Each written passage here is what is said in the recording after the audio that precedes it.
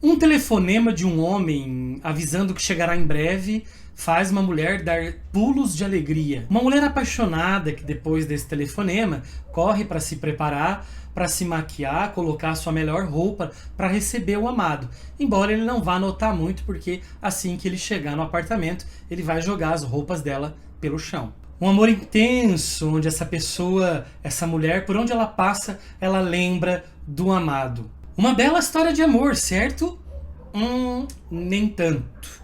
O homem é casado, tem encontros furtivos e cada vez mais espaçados com essa mulher que vive reverberando sua paixão por onde passa e tenta apenas sobreviver seus dias sem o seu amado. Esse é o mote inicial do livro Paixão Simples, da escritora Annie Ernaux, que é Nobel de Literatura em 2022, recente lançamento agora pela editora Fósforo. E é sobre ele que nós vamos conversar hoje.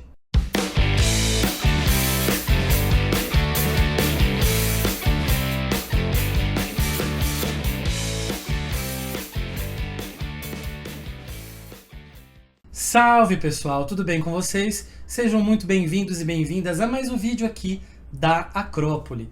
Eu sou o Luigi e no vídeo de hoje eu vou falar sobre um livro que eu li no original em francês. Nem sabia que ia sair tão em breve assim no Brasil. E agora li a edição em português.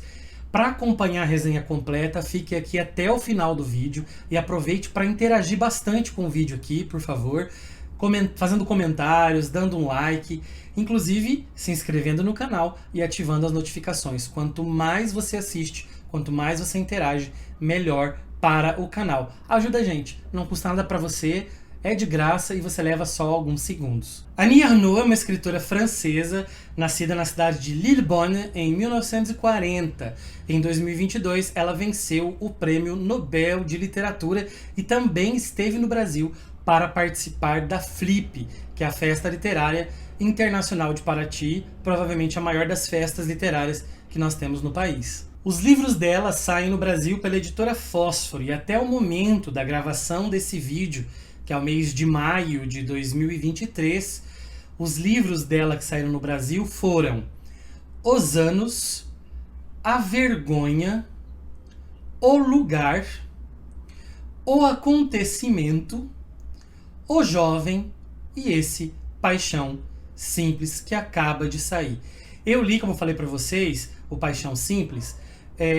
Na verdade, eu li em francês pela primeira vez, nessa edição de bolso da Folio, que é uma editora francesa, né? Eu comprei em dezembro do ano passado, quando eu estive na França, eu estive em Paris, e tinha, assim, muito material da Annie Ernaux, e eu comprei alguns livros dela que não estão traduzidos para o português.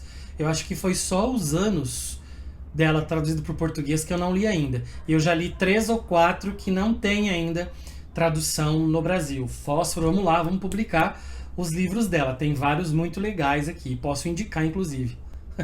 Quem sou eu achando que eu vou indicar livro para uma editora importante? Espero mesmo que publiquem mais, porque eu gosto muito da literatura dela e tem muita gente que gosta dela. Então é uma literatura assim, bastante vendável e com quem muita gente se identifica. Geralmente são mais mulheres, mas isso não impede com que homens também se identifiquem e gostem. É o meu caso, por exemplo. A Annie Ernaux diz que a sua obra é autobiográfica, isso vem na ficha catalográfica, isso ela dá em declarações, né? Ela diz que aquilo tudo é real, é verdade, é realidade. Alguns críticos chamam a obra dela de autoficção, que é uma mistura de ficção com na autobiografia. Essa é uma discussão muito complexa, né? O autor pode falar, a autora pode falar, e o especialista também, afinal a gente publica um livro e o livro é do mundo, não é mais nosso, né? Então as pessoas podem ter as diferentes opiniões e classificações a respeito do livro. Fato é que ela traz mesmo questões da vida dela pessoal, do lugar onde ela viveu, onde ela nasceu, para contar suas histórias. Alguns, inclusive, chamam a literatura dela de autobiografia social, porque ao falar de si, ela também mostra todo um panorama cultural específico de uma região, de um local em determinada época. Paixão Simples saiu em 1992 na França e está sendo publicado no Brasil agora em 2023. É um livro curtinho, pode ver, de 64 páginas, gente. Dá pra ler rapidinho, olha só. Né? Ele é bem curtinho. Aqui tá cheio de anotações, aqui que eu vou anotando as coisas, né? Eu vou sublinhando, anotando. Os livros dela são, a maioria, todos muito pequenos. Então você consegue ler de uma maneira bastante dinâmica. Da mesma maneira que fez nos seus outros livros, a Annie Ernaux abre o peito para falar de si. Da mesma maneira que ela fez, né, em Um Acontecimento, para falar do aborto que ela decidiu fazer, no momento em que, além das críticas gerais e morais eram muito grandes, era um crime na França, né? Também como ela falou em O Jovem, de como ela se apaixonou e teve uma relação com um rapaz 30 anos mais novo do que ela. E aqui também, em Paixão Simples, ela vai dizer como ela teve uma paixão arrebatadora por um homem casado e de como aquilo fez com que ela vivesse intensamente a sua paixão e pensasse apenas e unicamente no objeto amado, no ser amado. Aliás, sem querer estereotipar ninguém, mas aqui é um plot muito francês, né? Se apaixonar por alguém casado e viver intensamente uma paixão, etc. É muito francês, né? Quando viveu essa paixão, a Ernaux já tinha seus filhos, que já eram independentes, moravam fora de casa. Ela continuava seu trabalho de professora e já tinha livros publicados. Então ela era uma pessoa mais ou menos conhecida já. E ela se apaixona por esse homem, um homem casado. A gente sabe muito pouco sobre ele. A gente sabe que ele vem de um país... Ele não é francês, ele vem do leste europeu, mas mora na França. Se expressa até muito bem em francês. E ele vem de vez em quando, e todas as vezes que ele vem, ele avisa antes, ele dá um telefonema e diz: daqui meia hora, daqui uma hora eu tô na sua casa, etc. Nunca tem como ser uma coisa muito planejada. Ele liga, ela tem que estar disponível. E o problema entre aspas aqui, ela sempre quer estar disponível. Às vezes ela deixa de sair, de frequentar algum ambiente público, espaço para socializar, para que ela não perca esse telefonema que vai enchê-la de alegria porque o amado finalmente vai visitá-la. A gente sabe muito pouco sobre ele, gente, porque o livro na verdade não é sobre ele, o livro é sobre ela.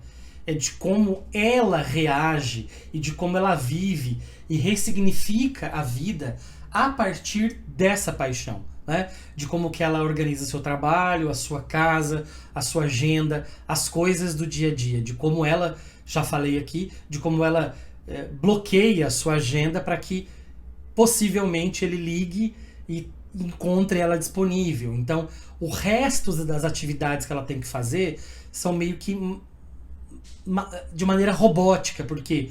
Porque ela só pensa e só quer ter essa relação com ele. Ela não deixa de fazer as coisas dela. Ela tem que cumprir com seus objetivos. A limpeza da casa, a organização da sua vida, o seu trabalho, a relação com os filhos, mas tudo em função da visita dessa pessoa que ela ama. E de como ela tá andando no metrô e de repente uma fala de alguém, uma conversa que ela ouve, faz com que ela se lembre dele e fique pensando tanto nele que perca a estação que ela deveria descer, né? De como ela paulatinamente vai deixando de ouvir música clássica, que é uma coisa que ela adora, para ouvir canções de amor que fazem com que ela se lembre dele e que a imagem dele, a presença dele fique ali com ela mais tempo. De como ela deixa de fazer coisas eruditas para assistir programas que ela considera fúteis da televisão, porque ele também gosta de assistir esses programas. É como se ela estivesse mais perto dele. Ou seja, na ausência do amado, ele é pleno no seu pensamento e na sua vivência. Ele não está ali corporeamente, mas ele está ali permeando todas as decisões e as ações da personagem, que é ela mesma, Annie Ernaux. Ela tem um recurso muito legal aqui no livro, gente, que às vezes ela coloca um asterisco, um númerozinho e vai para uma nota de rodapé para falar alguma coisa. Geralmente as notas de rodapé elas servem para explicação, para uma tradução, por exemplo, né, porque se escolheu aquele termo, ou para um livro mais teórico que vai explicar aquele termo, onde o leitor pode buscar mais informações sobre aquela teoria. No livro de ficção ela é mais raro, assim, no sentido de continuar a ficção, se bem que esse livro não é ficcional, né? Agora eu tô me embolando todo aqui. Enfim, mas num livro assim é mais raro que aconteça esse tipo de recurso. E ela bota esse rodapé, ela puxa esse rodapé para comentar uma atitude ou um pensamento ou qualquer coisa relacionada àquilo que ela estava pensando naquele momento. Parece um recurso de alguém que estava revisando o próprio livro num outro momento e precisava daquele comentário. E que não é necessariamente um parágrafo a mais ali para explicar isso. Ela precisa vir em rodapé, porque tem que haver a suspensão daquela narrativa para que a pessoa leia o rodapé e possa voltar daquele ponto. Então, gente, é um livro testemunhal, um livro, ela se abre mesmo confessando esse amor que ela teve. O que eu gosto na literatura dela é que ela mostra na prática que não é necessário escrever muito para escrever bem. Ela, com livros tão pequenos, consegue atingir uma potencialidade muito grande. E nesse livro especificamente, e em outros também, mas de como ela consegue se humanizar no sentido de que a gente se vê nela e vê, nossa, eu também tive já sensações assim. Ou seja, ela que é uma figura pública, uma pessoa conhecida, uma pessoa que tem uma carreira, uma pessoa que é Nobel de Literatura, ela foi atingida dessa maneira por uma paixão avassaladora, por um amor incontrolável e que explodia o seu peito. Quem sou eu para não sentir isso? Quem sou eu para sentir vergonha disso, inclusive? Né? Tem uma entrevista dela em francês, quando ela lança o livro, que ela fala justamente isso, é de viver plenamente essa paixão, de como essa paixão nos humaniza. Ela não tem medo de mostrar como ela ficou fragilizada, de como ela ficou um pouco perdida naquele momento em que ela só esperava o amado e ela sabia que não ia haver uma separação do cara para ela que eles fossem viver juntos, né? De como ela consegue viver a vida a partir daquela paixão e de como ela sai de um posto erudito para um posto popular com as escolhas, com as músicas, com os programas de TV, etc. Ela diz, inclusive, que começou a ler horóscopos no lugar de livros. Olha só onde a pessoa chega. Ela diz que não sabe muito desse A, né? Porque ela chama ele de A ponto, essa pessoa, esse amado dela. Mas parece também que ela não quer saber muito. Porque o que me parece é que ela quer essa pessoa, a existência dela seja apenas naqueles momentos que ele esteja ali com ela. Que esses momentos sejam mais frequentes, talvez ela queira isso. Mas o que ela quer, ela não quer saber de história pregressa, ela não quer saber da relação com a mulher, ela não quer saber do que ele faz, ela não quer saber muito o que ele pensa.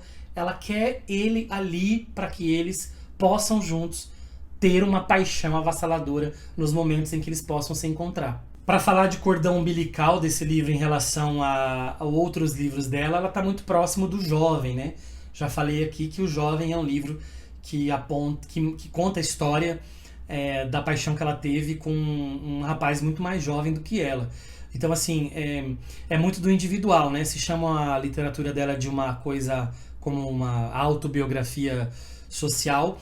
Aqui nesses dois livros parece que o social, o coletivo, ele está menos presente do que o eu. O eu está presente em tudo, já que é uma autobiografia. Mas o eu ali, nos outros, ele divide mais espaços com outros elementos. Porém, nesses dois, o eu está mais forte. Só que, ainda assim, o social, o coletivo aparece ali. Se no Jovem ela vai falar sobre a questão de que um homem pode ter relações com mulheres bem mais novas do que ela, mas a sociedade não aceita uma mulher que tem uma relação com homens muito mais jovens. Então tá aí a questão social embutida. Mas, de toda forma, quando nós falamos de nós mesmos, nós falamos dos outros, né? Então aqui eu acho que o poder, talvez, do coletivo dela seja apontar mesmo os frangalhos internos para mostrar que todo mundo é suscetível a ter uma paixão. E numa entrevista que ela deu na época do lançamento do livro, essa mesma entrevista que eu citei antes, ela diz, o jornalista pergunta para ela assim, essa paixão que você sofreu, ela falou assim, sofri não, vivi.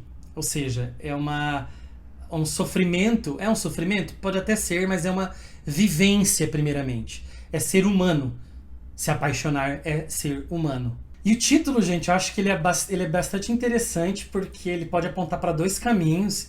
Ele pode ser aquilo mesmo, no sentido de a paixão é uma coisa simples. Olha, todo mundo pode se apaixonar, pode acontecer com todo mundo, pode viver uma história de amor intensa, né? Pode acontecer.